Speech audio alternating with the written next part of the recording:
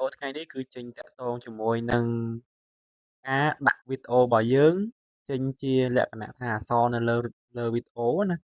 ហើយនេះគឺជាការសំណូមពររបស់បងប្រុសហើយខ្ញុំនឹងធ្វើការចែកជូនអ្នកទាំងអស់គ្នាសម្រាប់នឹងការដាក់អក្សររត់នៅលើវីដេអូរបស់យើងគឺយើងធ្វើ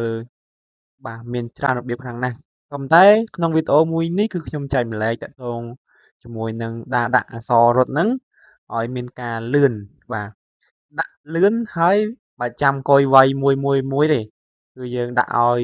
លោតអក្សរអូតូគាត់ថាពេលខ្លះវាអាចខុសអក្សរមួយដែរតែយើងអាច edit យើងអាចកែបានដោយងាយហើយស្រួលហើយមាន template ជាច្រើនដោយយើងធ្វើតាមរយៈបាទ TikTok ផ្ទាល់តែម្ដងតោះឥឡូវនេះយើងមើលអំពីនឹងការធ្វើអ្នកគ្នាតោះអូខេអញ្ចឹងយើងចូលមកកាន់វីដេអូរបស់យើងអ្នកទាំងអស់គ្នាមានវីដេអូមួយបាទវីដេអូមួយហើយចង់ធ្វើការដាក់ caption នៅវីដេអូយើងណាអញ្ចឹងឥឡូវនេះដើម្បីដាក់អក្សររត់លើវីដេអូបានគឺយើងងាយធ្វើវិធីសាស្ត្រងាយយើងចូលមកកាន់ app TikTok បាទ TikTok របស់យើងហ្នឹងយើងចូលមកកាន់ TikTok ហើយយើងគឺខាងក្រោមនេះអាឡៃសញ្ញាបូខាងក្រោមនេះណាបាទចុចមកហើយយើងអត់យកឲ្យច្រើនទេយើងនេះចុចខាងកន្លែងរូបភាពនេះ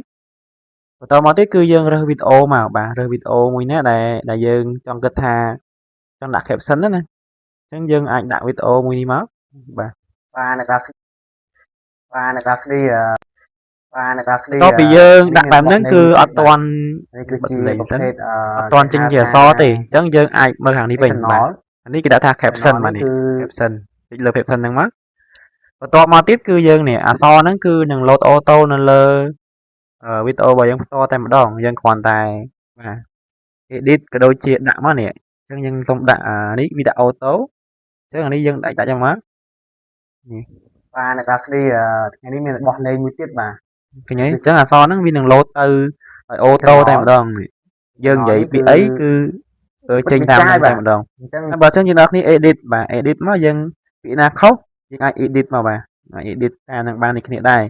បាទហើយយើងចង់កែគុណក៏ដូចជាលេងអក្សរ style ជាច្រើនទៀតបាទអត់ឡា style បែបនេះជាទូទៅគេលេង style បែបនេះបាទអញ្ចឹងដើម្បីលេង style ហ្នឹងបានយើងចូលអញ្ចឹងមក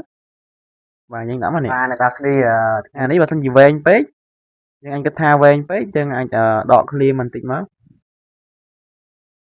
បាទយើងអាចដក clear អញ្ចឹងមកនេះបាទអ្នកនរគ្នាបាទអ្នកតាស្រីអញ្ចឹងអក្សរហ្នឹងរត់ទៅដោយអូតូតែម្ដងបាទអ្នកតាស្រីវាលោតទៅហើយយើងអាចលេងដាក់ font អក្សរជាច្រើនបានទៀតបាទនេះយើងលេងអាចលេង font និយាយទៅ function មានច្រើនខ្លាំងមែនតើអ្នកនរគ្នាអាចធ្វើការឆែកមើលបន្ថែមទៅហើយក៏នេះគឺជាការបង្ហាញទេហើយបើសិនជាអ្នកនរគ្នាមានចម្ងល់ត្រង់ណាបន្ថែមអត់យល់ទៀតអាច comment សួរខាងក្រោមបានយើងនឹងជួបគ្នានៅវីដេអូក្រោយសូមអរគុណ